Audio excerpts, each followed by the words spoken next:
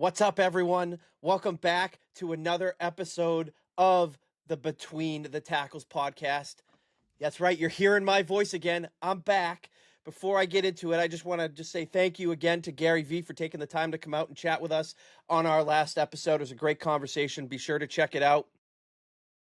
Also, check out all our other episodes. We're everywhere. Apple Podcasts, Spotify, YouTube. Between the Tackles, search it, give us a 5-star rating, write a review, subscribe, download, do it all. Continue to help us grow. Social media platforms, X, TikTok, Instagram, Facebook even, at Tackles Pod, Between the Tackles on Facebook. Find us, video clips, episodes, all those announcements are going to be out there. Interact with us. We love it. I'm back. So happy to be back sitting in this chair with my good pal, Manish. How are you doing today, Manish, after round one of the NFL draft? I'm doing great. Full disclosure, I was bored for the first half of the first round yesterday, and then things really picked up, started heating up maybe a little before the first round with the Rams pick, but then in the back half of the draft, just a lot of movement, a lot of trades, and it's always fun. And I'm also a huge fan of the 8-minute per pick new rule in place. Everything flew by. I think the first round went by in less than 3 hours.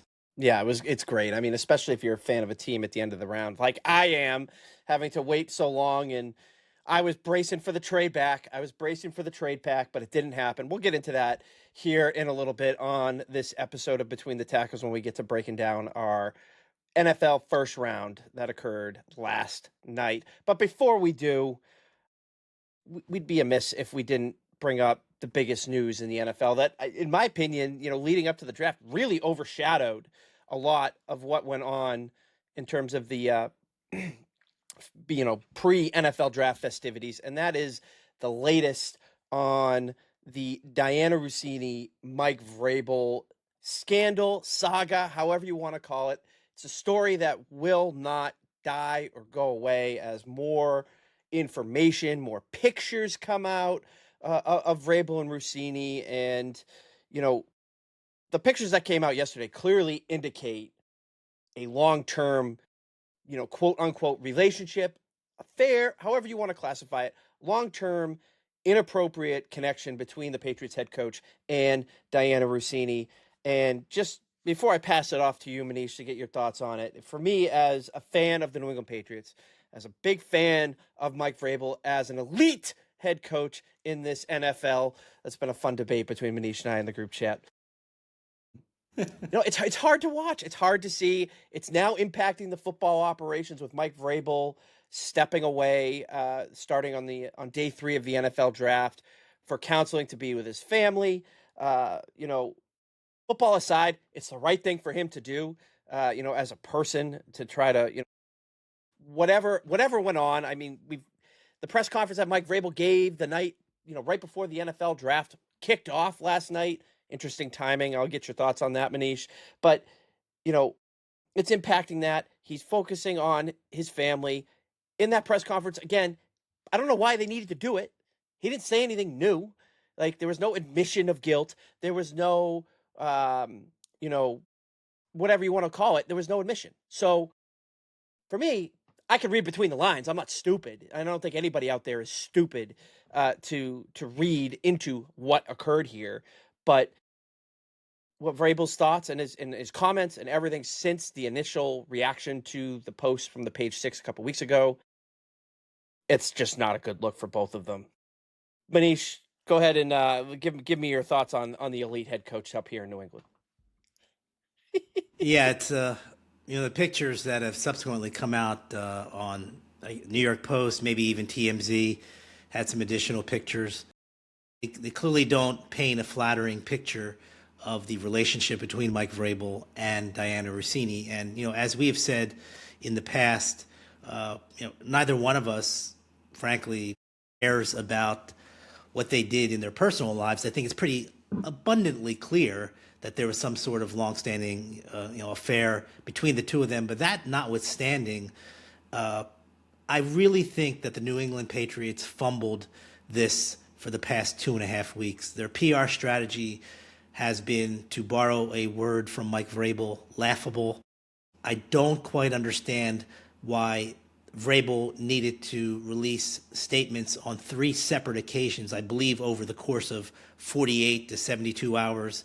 He initially had the statement on the first day of off-season workouts when the players were supposed to talk to the media, and he released a statement, then had an off-the-record, or I guess a session without cameras with reporters, in which he essentially said nothing other than it's a private matter between him and his family, and he needed to have some difficult conversations, which, by the way, really threw Dianna Russini under the bus, maybe unwittingly so, maybe it was strategic, I don't know, but in a few short minutes, Mike Vrabel essentially torpedoed everything that Dianna Russini had written in her letter of resignation that she posted on X to the Athletic and the Athletic editors, New York Times editors.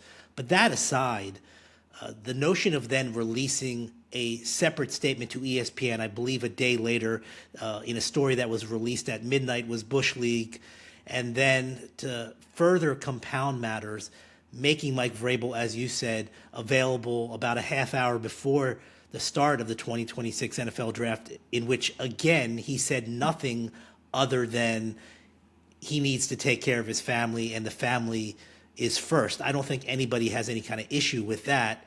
And I really do think that the interest in this story is not necessarily centered on the fact that there was a long-standing relationship between this head coach and the reporter.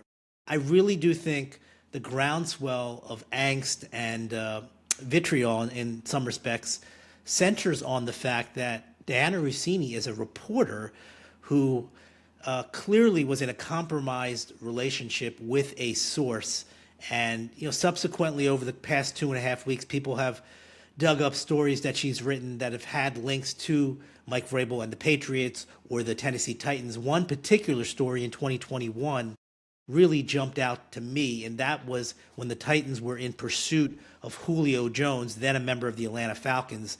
Russini posted that the Falcons were weighing offers, including a first-round pick, and that the Titans were a long shot to get him. The reality is that the Titans ultimately traded for then Falcons wide receiver Julio Jones for a second and fourth round pick. They also got a 6th-round pick in return, but clearly not a first-round pick. And if you're a reporter and you're reporting that the Falcons have at least one first-round pick offer on the table, and you're a team who may be interested in Julio Jones and sees that report, you may think, that's too rich for me. I'm not going to jump into the Julio sweepstakes, and that essentially narrows the competition for Jones. It puts the Titans and Mike Vrabel in a very advantageous position. So people ask, well, how does this affect me? What do I care that 2 people had an extramarital affair?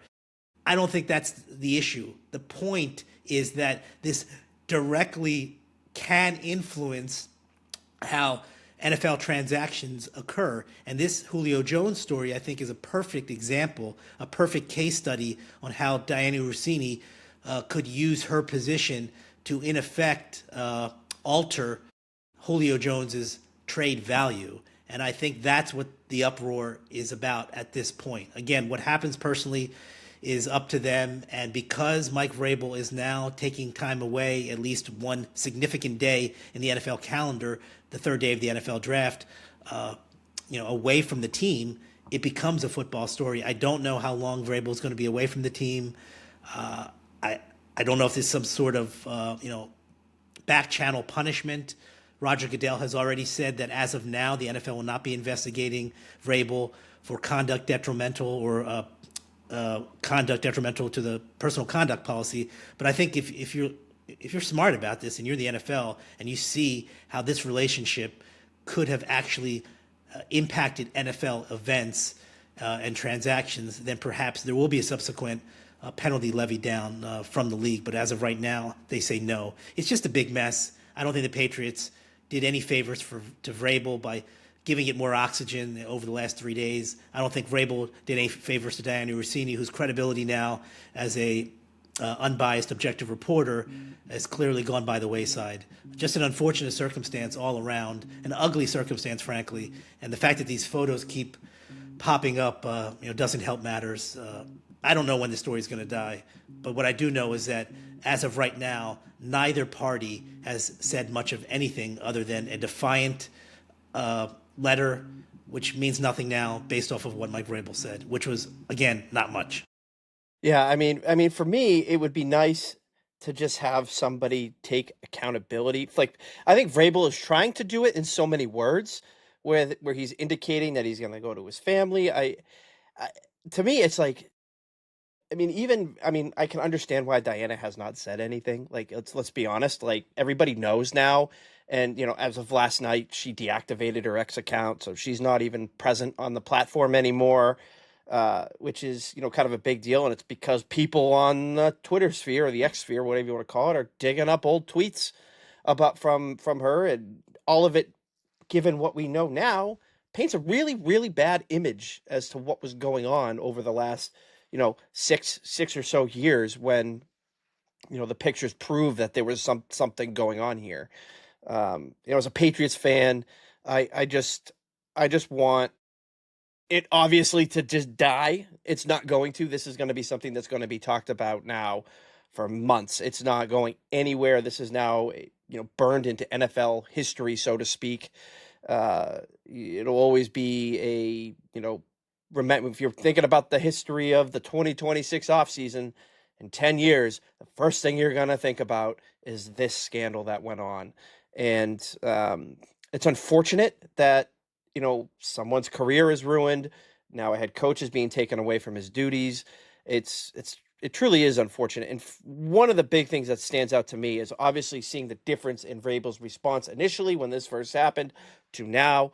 I just hope that when he addressed the players of the New England Patriots, that his message was consistent, and there was no chance that he was trying to lie or escape accountability or anything like that, because that is one way you just immediately lose the locker room. You immediately lose the locker room for the Patriots.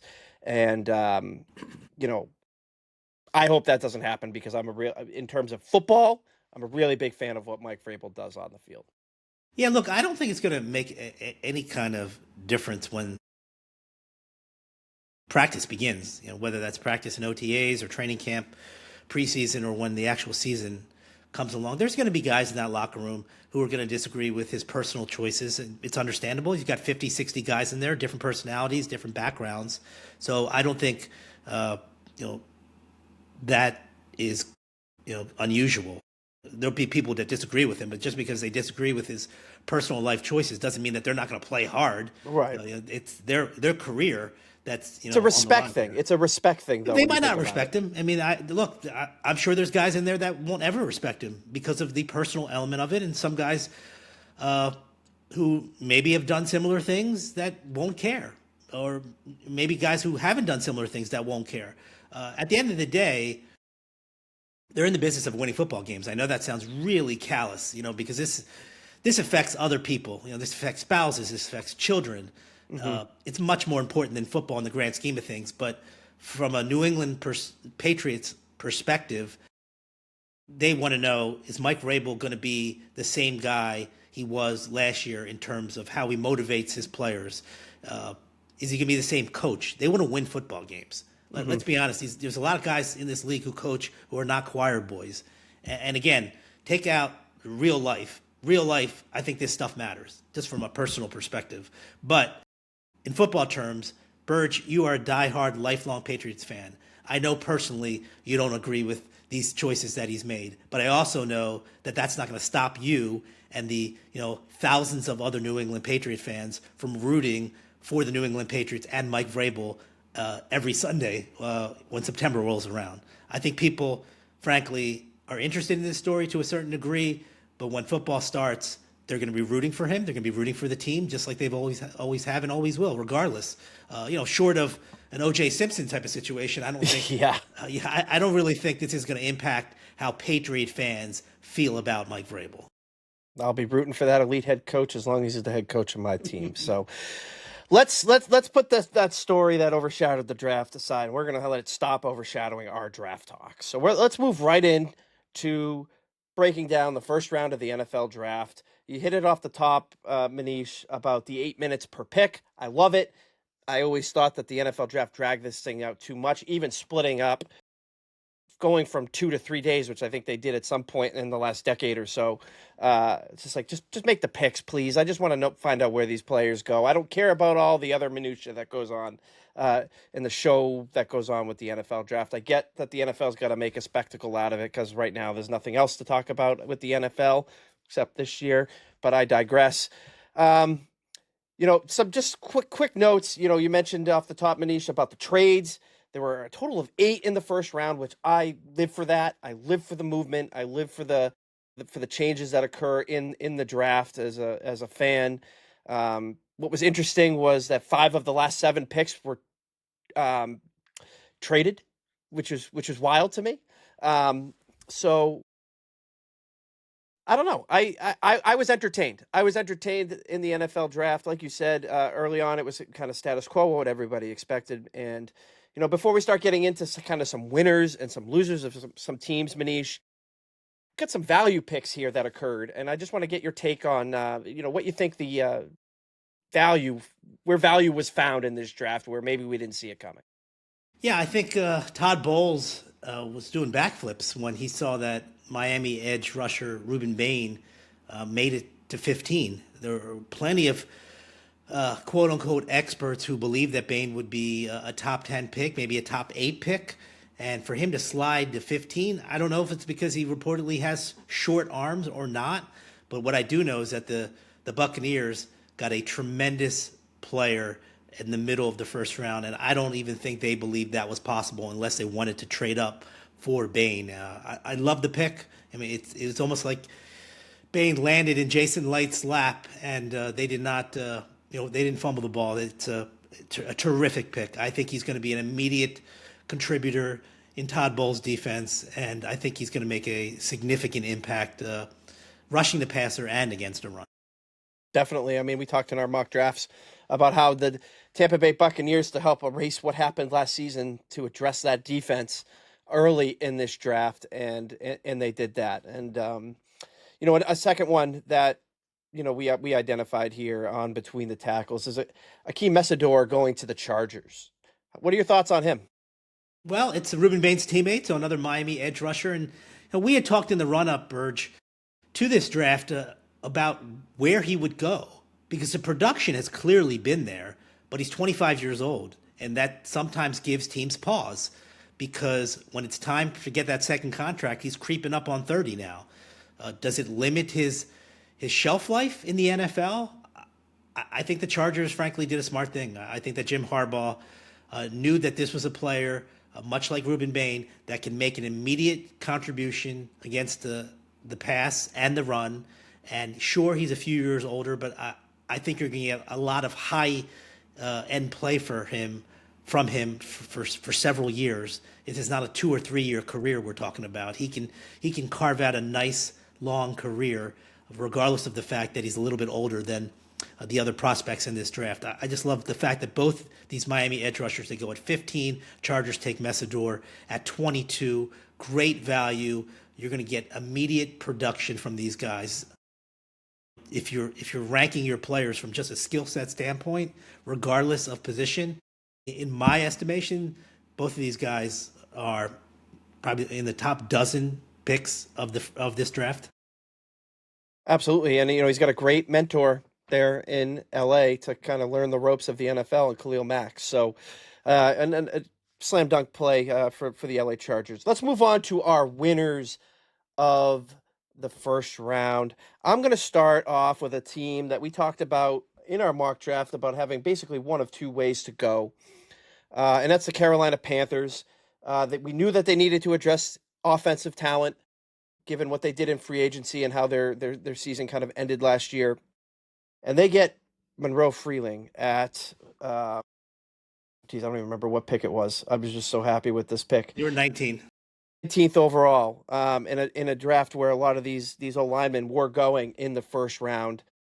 They could have gone skill position, wide receiver here, but given how this round played out, they're going to find value at that position later in this draft. Whereas offensive line was clearly a target for a lot of teams in the first round, and they address a need positionally. we were talking a little bit beforehand here. We could say that, it was a slam dunk of a pick, but Monroe Freeling, if he shakes out there for the Panthers, is going to really help out, Bryce Young continue his development, and the Panthers' development after last season. Yeah, I like it. Freeling was a guy in mock drafts in the run-up last week or so was getting a lot of buzz. There was talk whether he could even be a top 10 pick. I think he's got a little bit more development left to go, but clearly this is an indication that their right tackle, Ike Ekwonu, is not healthy. Their offensive tackle, I should say. They did address tackle in free agency, but clearly that's more of a short-term situation. Freeling could be a long-term answer at that position. So you knew that Dan Morgan was going offense. He's got a long-standing track record of picking offensive players in the first round, and he did not disappoint with Freeling. Absolutely. Who's our second winner, Manish? Yeah, I'm going with the New York Giants. Look, 5-10, two top 10 picks after trading Dexter Lawrence to the Cincinnati Bengals. They get the number 10 pick. They get Arvell Reese at 5. Many teams believed he was the number 1 overall player in this draft. The fact that he slid to 5 was a godsend for John Harbaugh and Joe Shane. I believe that the Giants had Arvell Reese as their number 1 overall player. And then at 10, they address offensive line. I believe we had Francis Maui Noah, I should say, from Miami, the right tackle, going to them at 5. In reality, the Giants get him at 10. He could slide into guard right now. They did sign Jermaine Oluminor, their right tackle, to a 3-year deal in free agency. So in the short term, you could have the rookie play at guard. Ultimately, I do think he's going to be a tackle. So you come away with maybe the cleanest tackle prospect in this draft and maybe the best player overall, Ohio State linebacker Arvell Reese in this draft. At least on paper, it looks like a home run for John Harbaugh in his first season with the New York Giants. I couldn't agree more. The fact that Reese slid to 5, I thought he might go 4 to Robert Saleh's Titans. That obviously did not happen. So yeah, falls right into the Giants' lap there at 5. I think he's going to be a great player for them for a long time. Next winner I have, it's the New York Jets. Now there might be a little pushback on this one, given where the Jets and how they went a little bit more offensive than I think you and I both expected. In early on in this draft. They do get David Bailey at 2, which we all kind of foresaw coming up, going into our mock draft season there. So they address a major need on the edge there in New York. At 16, they kind of surprised some people by taking a tight end, Kenyon Sadiq. I love this player coming in, especially after his performance at the Combine. I was hoping he was going to, slip later and that my Patriots might be able to get a weapon for Drake May late in the draft. That does not happen. So I think getting another young weapon in there is a good thing, albeit at a position that maybe was not a position of need. Given the fact that they took a tight end last year pretty early in the draft. And this third move for me is probably what sealed the deal for me, making them a winner this year. And that was the Jets trading up to pick 30 back into the third round by giving up 33 and 179, which happens to be a very late 5th round pick. And they take Omar Cooper. We had talked about the Jets wanting to get a second option, across from Garrett Wilson, and Omar Cooper fills that need, and the Jets get up and preserve the ability to give him a 5th-year option should Omar Cooper pan out the way the Jets are hoping for. So in terms of the trade is the main reason why I really like what the Jets did last night. Yeah, I wouldn't say that bearish on what the Jets did because I do love the David Bailey pick. Frankly, I would have loved the Arvell Reese pick. Couldn't go wrong. If they drafted someone other than one of those two guys, I think you could be critical of them. But Bailey, to me, historically, has been a pressure machine in college, and I don't anticipate that changing at the NFL level. He's going to bring heat on the quarterback. The question, of course, becomes how stout can he be against a run? Because that's clearly a deficiency of his. It's also a deficiency of Will McDonald, who they have on the other side rushing. So running the ball against the Jets could be easy, for lack of a better word. We'll see what they do in day 2. They only have 1 pick in day 2 as of right now. But from a pass rushing standpoint, can't go wrong with Bailey. Love him. I don't understand the Kenyon Sadiq pick. I really don't. You touched on the fact they had drafted Mason Taylor last year with a 42nd overall pick, second round pick, and now they're drafting a tight end with the 16th pick. You saw the Raiders several years ago do that back-to-back years, tight end in the second round, kid from Notre Dame, and then they come back with Brock Bowers in the first round the following year. I don't like it. You know, when I think of how football is played right now, you can say, yeah, more teams are employing 12 personnel, which is 2 tight ends, but by and large, Frank Reich, their new offensive coordinator, has not employed 12 personnel. He's going to have to obviously change it now because Sadiq is a part of the equation. I would have taken a wide receiver, whether it was Casey Concepcion, who went 24th to the Browns, or Mekhi Lemon, who's primarily a slot guy, but clearly a guy with high production at the college level. The Eagles thought enough of him to trade up. I would have taken a receiver there. If you're looking for a weapon for your future quarterback, you know, Geno Smith this year, but whoever they're going to draft next year, I just don't understand the tight end pick. I really don't. I know athletically, Sadiq is a freak. We've discussed that ad nauseum. You know, did exceedingly well at the combine. He has had drops, issues. I don't know how much of a diverse route tree he has. Geno Smith will probably be looking for him in the seam. Straight line speed is great, but I don't like the pick. I really don't like the pick at 16. And Omar Cooper, to me, is going to have a solid career. When I think of the Jets, Jets fans can appreciate this. I think of a guy who can be a solid number 2 wide receiver in the NFL, like Jericho Cotchery, which is a guy that Jet fans loved. He was just a very solid player, not a difference-making player in any way, but just a very good player. Cooper has drawn comparisons to Deebo Samuel. A couple years ago, the Jets drafted Malachi Corley, who drew examples and comparisons to Deebo Samuel. Obviously, Corley did not live up to that. I just think that anytime a wide receiver who's tough and gritty, can go across the middle, comes through in the draft, they automatically get compared to Deebo Samuel. And Deebo Samuel doesn't come along very often. It's a wide receiver class that is very deep.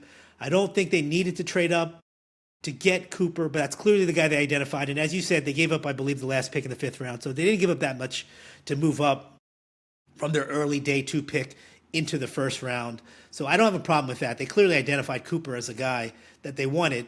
I just don't know at the next level if he's going to be anything other than a solid player. And I do believe that. I do believe he will be a quality player. He won't be a bust. I have my questions about Sadiq. You know, it's funny when you talk about tight ends who have a lot of athleticism and they score really well. I think of Jonnu Smith, frankly. I don't know if it's an apples-to-apples comparison, but Jonnu Smith was an athletic freak coming out of college. And while he had some moments in recent years, specifically with the Miami Dolphins and Atlanta Falcons, his career has been underwhelming by and large, given what some people thought he could be. I don't like it. The defense was terrible last year. I don't think having 3 first-round picks and only one of them being a defensive player makes a lot of sense, just given how porous they were. They do have 1 pick. I believe it's 44th today. I'm assuming that they'll draft a defensive player, but if they were going to trade back into the 1st round, there were safeties available. Emmanuel McNeil-Warren from Toledo comes to mind. There are cornerbacks available, linebackers available. The Jets need all of this. And to take a receiver and a tight end, I don't think it makes any sense. I really don't. And look, I think Darren Mucci's going to do a good job of stockpiling draft picks. But let's not forget they traded away 2 Pro Bowl players to get some of these picks. They traded away Quinnen Williams and Sauce Gardner, and you're replacing these guys with a tight end and a number 2 wide receiver. I don't understand it. I would have gone heavy defense. Frankly, I would, if they were going to trade back in the into the 1st round, I would have drafted a defensive player at 16 and then traded back into the 1st round to draft another defensive player. You could have gotten 3 defensive starters out of day 1, and they chose to get their 2nd tight end in 2 years and a number 2 wide receiver. I don't understand it. I know Jet fans are excited. That's great. Every fan base is excited. I love the Bailey pick. I think the Sadiq pick was not the right move, and Cooper, to me, does not move the needle.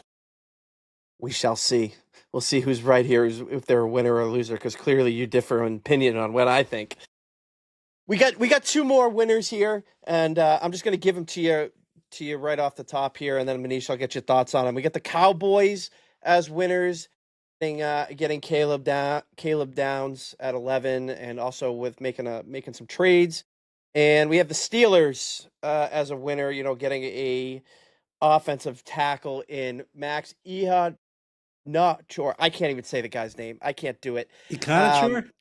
E Ihanachor. Econachor. Ihanachor. There we go. I got it. Finally, I got it. Drafting an offensive tackle, given the injuries that they've sustained on the offensive line, which is really good. Despite the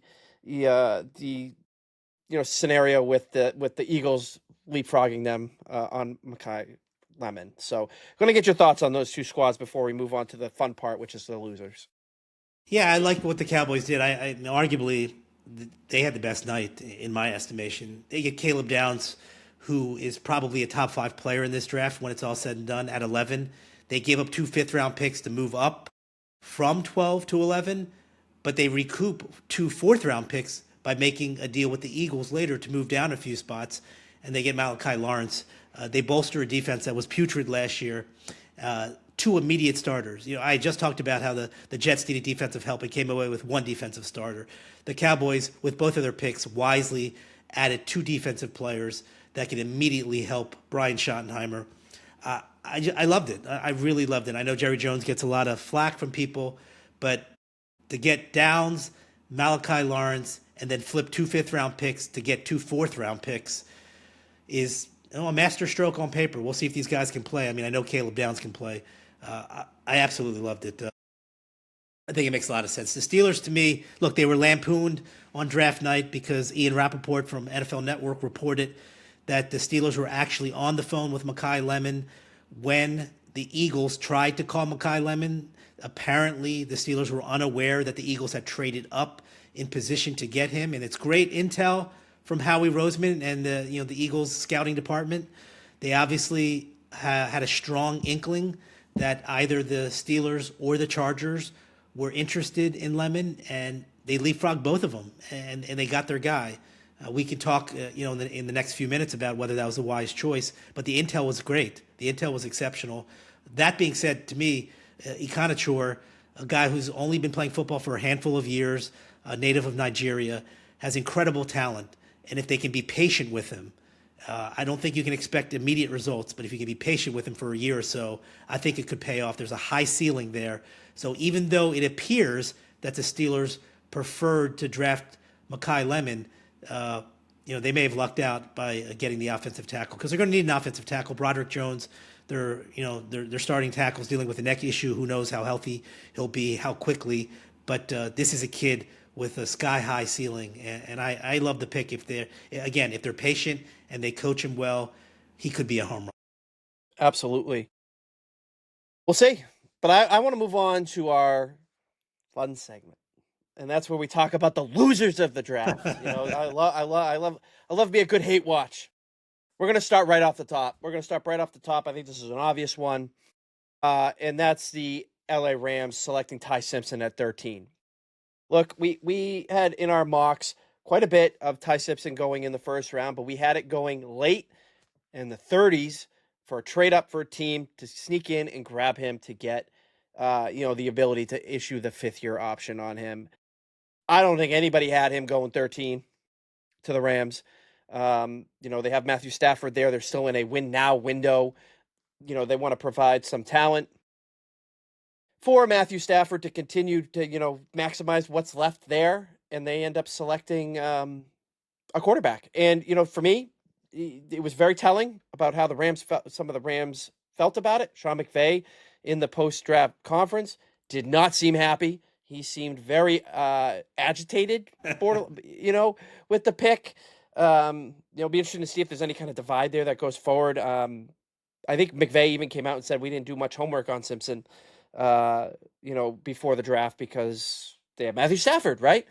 But it's interesting. I want to, Manish, why don't you give me your thoughts on it?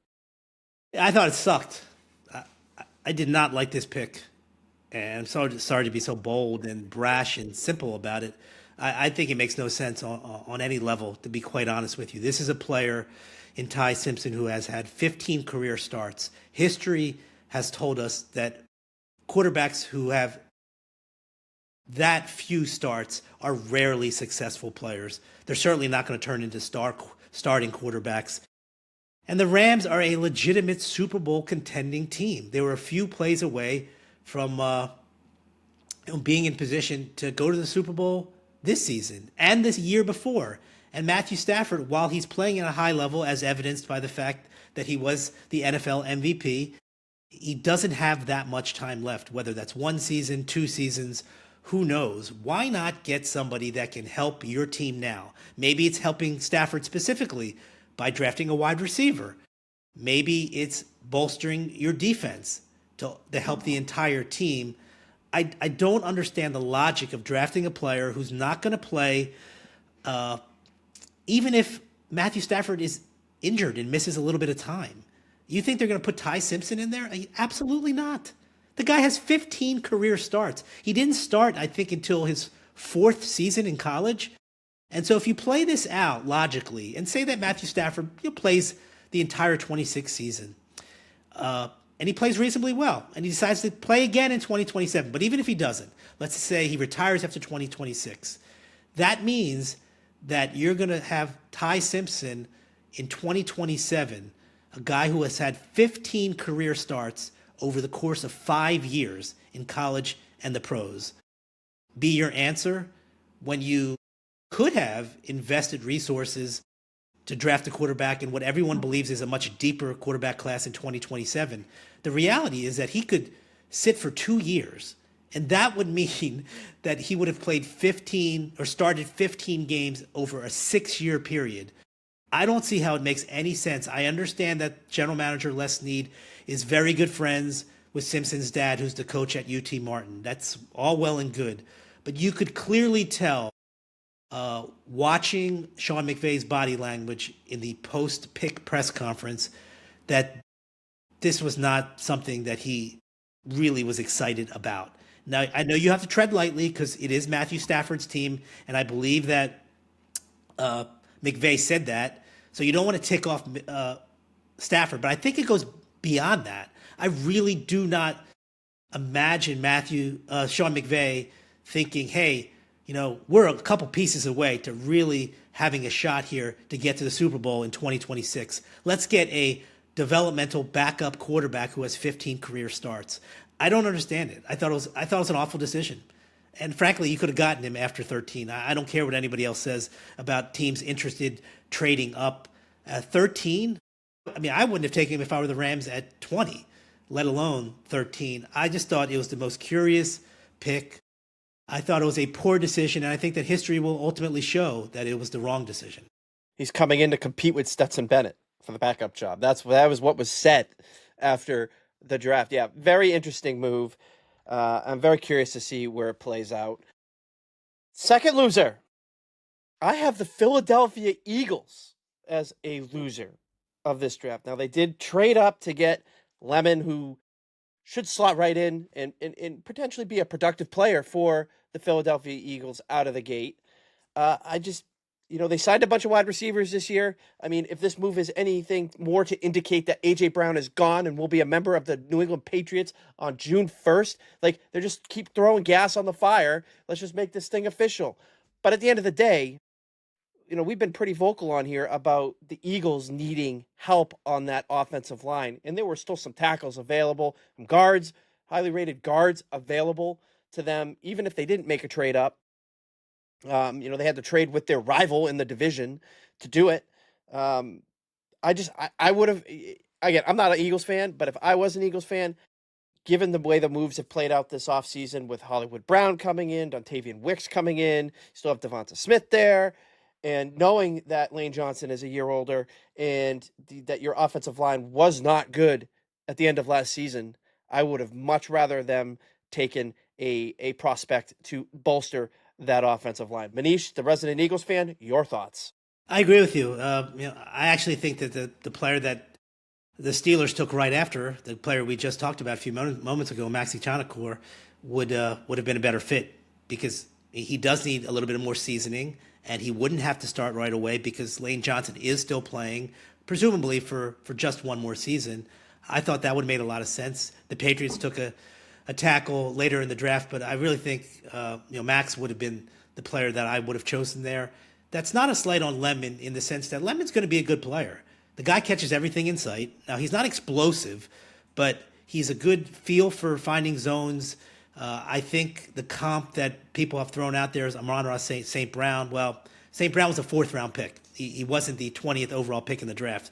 It's a heavy investment for a slot receiver. It's funny because I remember a few months ago when we had David Richard from CBS Sports on, his comp for Lemon was JSN, Jackson Smith and Jigba. And if that comes to fruition, then Howie Roseman looks like a genius. I just don't think you're going to see immediate value. Part of that is I'm not a big believer in the quarterback. I don't think Jalen Hurts is going to bring out the best in Mekhi Lemon. I think that the Eagles will have a new quarterback in 2027.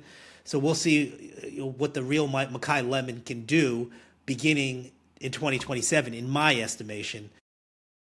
Again, not a slight on the player. I think he's a good player. I like the idea of that type of investment at 15. Some people disagree. Some people believed he was a top 12 pick, maybe even closer to 10. I just think that the Eagles, as you outlined, Burge, really had glaring needs at offensive line, tackle specifically, but they could have gone guard as well, and they didn't do it. We'll see if Howie Roseman made the right decision. The last several years, he's frankly been on a heater. The guy has been lights out. Devontae Smith was a top 10 pick. He hit a home run on Smith, but Howie Roseman's track record for wide receivers is not very good. So we'll see if Lemon falls in under the umbrella of the Devontae Smith pick or some of the other poor picks like Jalen Reagor instead of Justin Jefferson, which I know that Eagles fans will never let Howie Roseman forget. Well, let's talk about Justin Jefferson's next team. Our next loser is the Minnesota Vikings. Why are they a loser, Manish? Look, they took Caleb Banks from Florida at 18. There's a glaring need at safety, and I felt like the prevailing sentiment was that they were going to take Dylan Thieneman, the Oregon safety, or even if they went with McNeil Warren from Toledo at safety. That seemed to make a lot of sense. Now, Caleb Banks, if he were completely healthy, I wouldn't have a problem with this pick. But this is a guy who re-injured his foot. He only played 3 games last season. Physically imposing, 6'6", 320, got very long arms. But when you have a man that big who re-injures his foot, has foot issues clearly, you have to wonder whether he can stay healthy. And the other factor is that Kevin O'Connell is making these picks. Remember, they do not have a general manager. They fired their general manager a few months ago. So I don't know how much KOC is leaning on his scouting department. I don't know how much of it is just, his observations over the last several months. But again, it's a boomer bust pick. It would scare me that a guy that big has had now 2 significant injuries, or 1 injury twice to the same foot. I would have stayed away. It'll be interesting to see. I mean, whether he, like you said, boom or bust, we'll see what happens. We got 2 more losers here before we decide to get ready for round 2 of the NFL draft. But we're going to do the grades. Don't forget, we're doing the grades. Grades. I've got my red marker out. All right. Two losers, and then we'll get to the grades. I'm clearly rusty from missing an episode, but let's do it. The AFC East, rivals of my New England Patriots, are 2 losers of this draft, and I am so happy about it. Obviously, I'm going to sit here and tell you that the Buffalo Bills are losers. Now, they did add some picks in the mid-rounds of the NFL draft, but they traded down 3 times, including a trade with the New England Patriots, to ensure that Caleb Lamu ended up as a tackle for the New England Patriots. But they didn't end up making a first-round pick, and I was very surprised by this. And reading what some of the fans were saying on Twitter, they weren't happy about it. This is a team that is like the Rams in a win-now kind of situation with their quarterback, Josh Allen, who is in desperate need of more weapons on the offense. They did acquire DJ Moore in the offseason, so they did add there, but really nothing else. And this was an opportunity to add a wide receiver. So some names that are sitting out there, late in the draft here. We terminations. We'll get to them. Omar Cooper was there. Denzel Boston was there. Among others. They had an opportunity to make a selection for one of those guys, and they didn't. And for me, I'm happy. I'm happy on paper that they didn't make a first round pick. But if I'm a Bills fan, I'm not too thrilled, especially given how their offseason has gone with Brandon Beane, with the firing of McDermott and the hiring of Brady, and how Beane stayed when a lot of the fans didn't want him to stay. If I'm a Buffalo fan, I'm not happy. And then on the other end, the Miami Dolphins, look, they needed. We said in our mock drafts that they were going to go defense, right? We had them going defense. They have a defensive head coach, and then at 12. I would say they reached for Caden Proctor, a guy we had kind of going later in the first round. Could be a good player, but I think that they could have gotten him later in the draft, later in the first round, I should say. And their defense needs a lot of help given the players that have exited there this year. Manish, your thoughts on those guys? Yeah, look, the Bills didn't take a player, so I'm going to give him an incomplete. I understand where you're coming from, Burge, but we'll see what happens. The Dolphins, I think they're going to be in the running for the number 1 overall pick. I like Proctor. We'll see if he can stay in shape. That's been the big bugaboo. And when it's all said and done, I think the Jets and Dolphins are going to be in the mix for the number 1 overall pick. We shall see. I'm happy the Bills are a loser on this list. Manish, kick off the segment I forgot about. Let's do the grades. Let me run through the top 5. Just run through them. All right. Fernando Mendoza. I'm giving the Raiders an A. A weak quarterback class. They need a quarterback. I think there's some potential there. We'll see if Clint Kubiak can bring the best out of them. I'm going to give the Cardinals an A. I'm frankly a little bit surprised that they pulled the trigger on what I think they should have done, which is draft Notre Dame running back Jeremiah Love. Mike LaFleur, offensive-minded guy, gets a dynamic piece to the puzzle. They've got a lot of other pieces to fill in, including quarterback. Probably won't happen until next year. Love the pick, love the player. Another A. I'm handing out A. I'm a tough grader, and I skipped over the Jets because, as I said earlier, David Bailey A. I might give the Jets an A plus. Oh my gosh! Yeah, you're not saying something good about the Jets. You're not gonna get that often. But look, I love the player. I love the player. Again, maybe not great against the run. Consistent heat on the quarterback. Proven track record. I don't think that's going to change. Difference making player from day one. Love it. So I'll give the Jets an A plus. I'll give the Cardinals an A. I'm going to give the Titans a B plus. Carnell Tate goes to them. I like the player. I thought they were going a different direction, but Brian Daboll's probably ecstatic that he gets another weapon, and Cam Ward's probably very happy that they continue to upgrade the offense around him. You know how I feel about the Giants and the picks that they made. Arvell Reese going 5th. That's a steal. Love it. He's going to make an immediate impact for John Harbaugh. I'm giving that an A plus as well. So both New York teams, with their first picks, get A pluses. All right, I'll take over for you. We got the Chiefs at 6 who trade up. I'm going to give that one a C plus. I didn't think that they needed to do that. I think they gave up quite a bit to trade up for Delane. I think they could have waited, and I feel like that it almost felt like they made a trade to make a trade. So C plus for the Kansas City Chiefs. 7, Sonny Styles to the Commanders. I'm going to give that one an A minus. I think he's going to be a great fit for Dan Quinn there in Washington. He's a versatile player. He can do it all on that defense. I think he's going to be a great fit. So A minus there for the Commanders. 8 for the Saints, and this is going to be a sentimental grade because this guy might be now my favorite player in this draft. All right, I'm giving the Saints an A plus for drafting Jordan Tyson, wide receiver. We were texting during that segment there, how emotional he was going up on stage. And for me, it was like looking at this kid, I'm like, he seems like a normal guy. He's dressed normal. He just had a shirt and tie on, a nice easy coat. He looked like a normal, level-headed guy. And I think he's going to be a great weapon for that offense and Kellen Moore down there in New Orleans. So A+, Jordan Tyson, a little bit of sentimental factoring in there.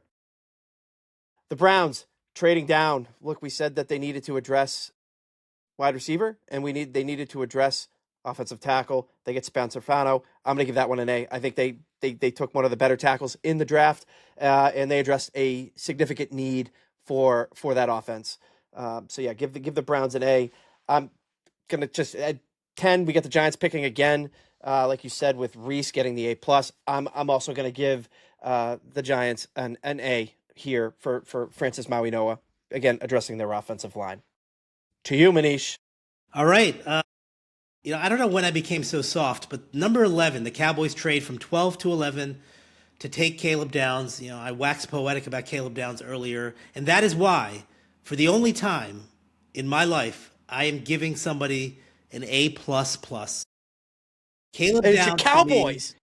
Yes, how about them Cowboys? I My grew up God. despising the Dallas Cowboys. Now I frankly don't care, but A++. Love the player. The fact that they got him outside the top 10, only had to give up 2 fifth-round picks to get him. Just a masterstroke. I mean, just a great, great move. Love the player, and the grade reflects that. Nobody's getting higher than an A++, spoiler. The Dolphins, you touched on Caden Proctor. Some question marks. I think he's a good player. I'm going to give it a solid C, average. I don't want to give it a failing grade. I don't want to say that it was something particularly good, but clearly it's a player in high demand because he went a lot higher than what he was projected to go. It's just a matter of whether he can, have the work ethic when he's on his own. Nick Saban criticizing him, I think, was an eye-opener for a lot of people.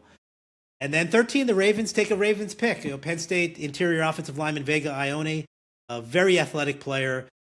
Guards are not sexy, but I think it was a really solid move. I'm giving that an A-, only because of the position.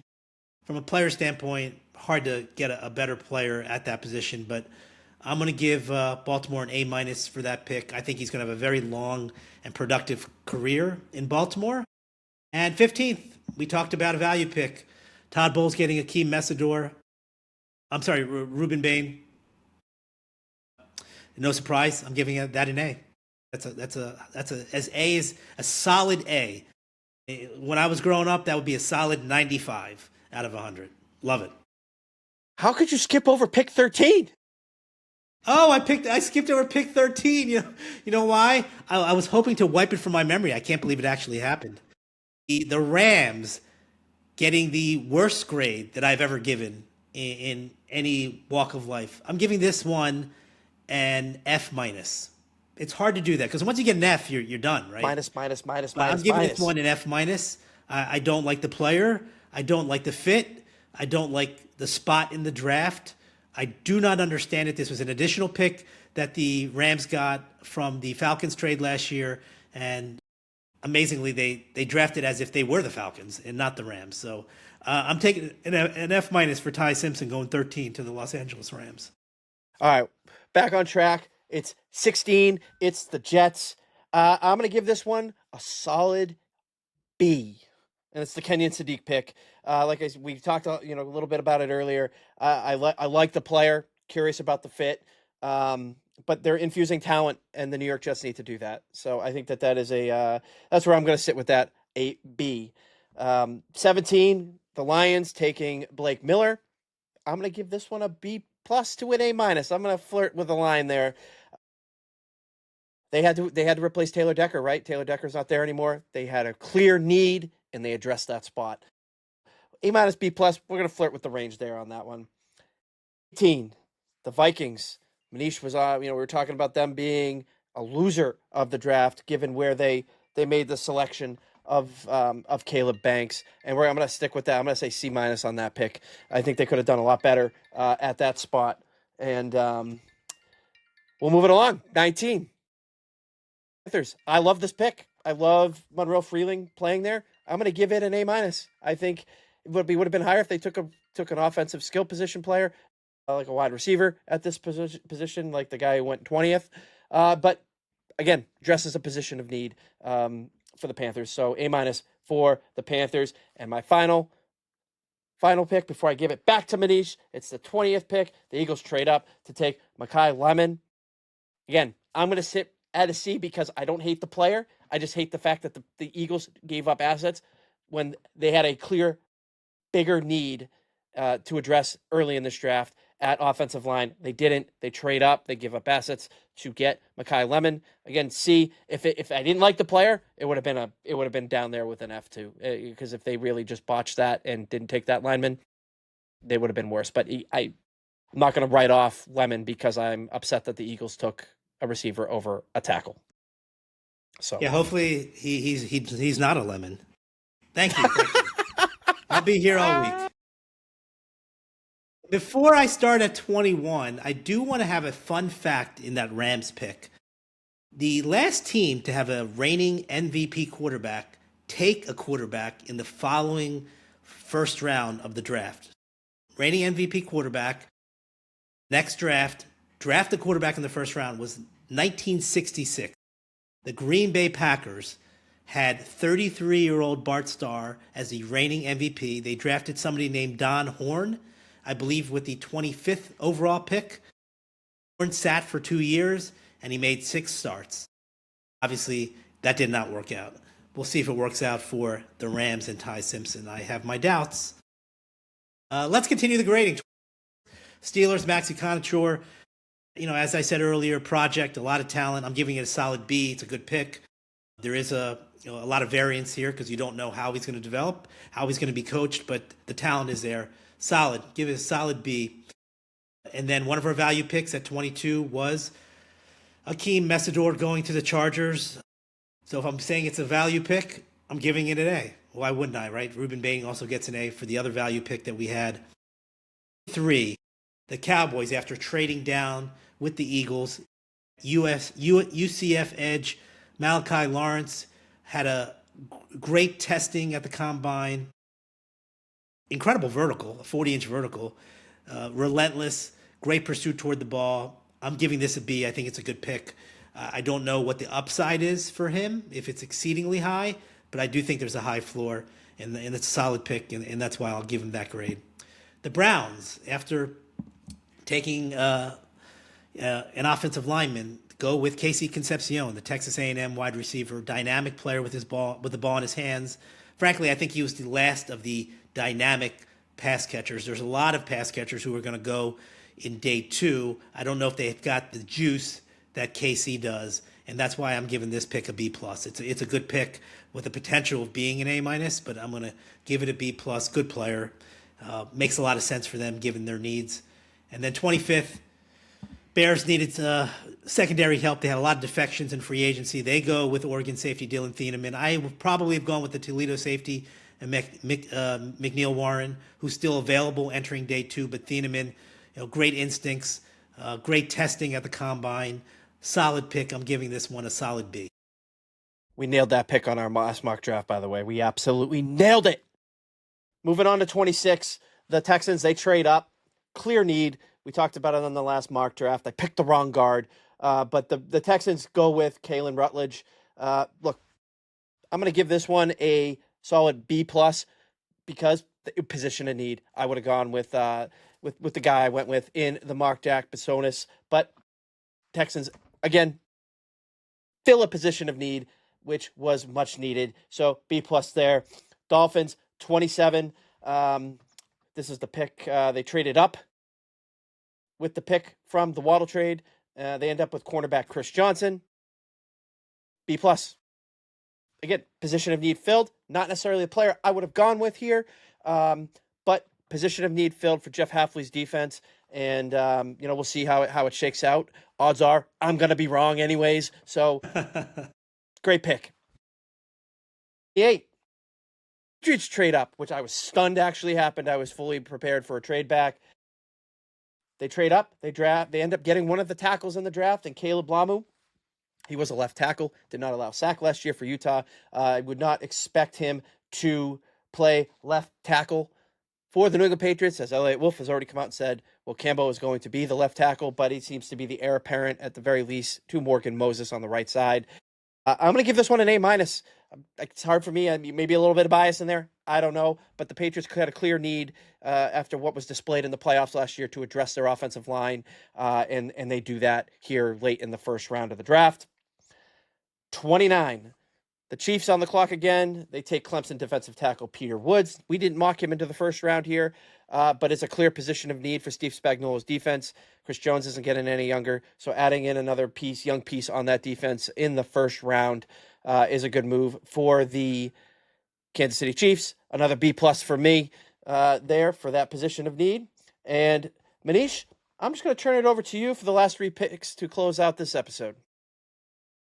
Okay, well, the Jets, Omar Cooper, as I said, Jericho Cotchery, in terms of impact, not play style, solid player. They liked him. Who am I to criticize who they liked at wide receiver? I just thought they should have gone defense. I don't like the idea of taking 2 offensive players. Look, I'm beating a dead horse here. I said it earlier. I'm giving this pick a C-. People might think, well, how can he be a C-? This guy's a good player. It doesn't make that much sense in my estimation, given what they did.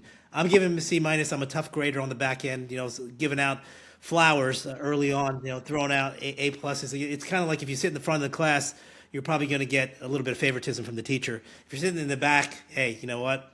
I'm a tough grader. 31, the Titans traded with the Bills. The Bills, who are one of the losers for you, even though they get an incomplete for me because they didn't actually draft a player. Titans trade back up into the first round. They get a guy who I love, Auburn edge, Keldrick Falk, young player. He's got a lot of potential. He's got a lot of developing to do, but I think ultimately he can be a difference-making player. And 32, Jadarian Price. I think a lot of people predicted that the Seattle Seahawks would replace Super Bowl MVP Ken Walker with the second Notre Dame running back of the first round. The last time 2 running backs were taken in the first round from the same team were Felix Jones and Darren McFadden from Arkansas. This is also, by the way, the first time that the first 2 running backs in a draft were from the same team. Yeah, which is amazing to think about. You would have thought at some point it would have happened, but Price hasn't had that much work. So it'll be interesting to see how he kind of fits in here in this running back rotation with Zach Charbonnet. But, the talent is clearly there. And in any other draft without Jeremiah Love, Price would have been the first running back taken. So John Schneider gets a position of need. Not necessarily shocking. I thought they would try to trade down. Maybe they did and didn't get what they wanted. But I'm going to give Price a solid B. I'm going to give Keldrick Falk a B+ for the Titans at 31. Love it. That caps it off. That caps off our recap of round 1. We hope you enjoyed it. And as always, be sure to give us a follow everywhere you see us, right? Be on X, Instagram, TikTok, YouTube, Facebook. Drop a comment, leave a review, leave a 5-star rating, interact with us. Call me an idiot. I don't care. I know that. I already know that. That's why I don't know why they give me a mic, but here I am spouting off some nonsense about the Buffalo Bills and the New England Patriots, but alas. Thank you for tuning in to this episode of the Between the Tackles podcast, and enjoy the rest of the NFL draft, Manish. I can't wait to see who the Bills pick. Go Pats!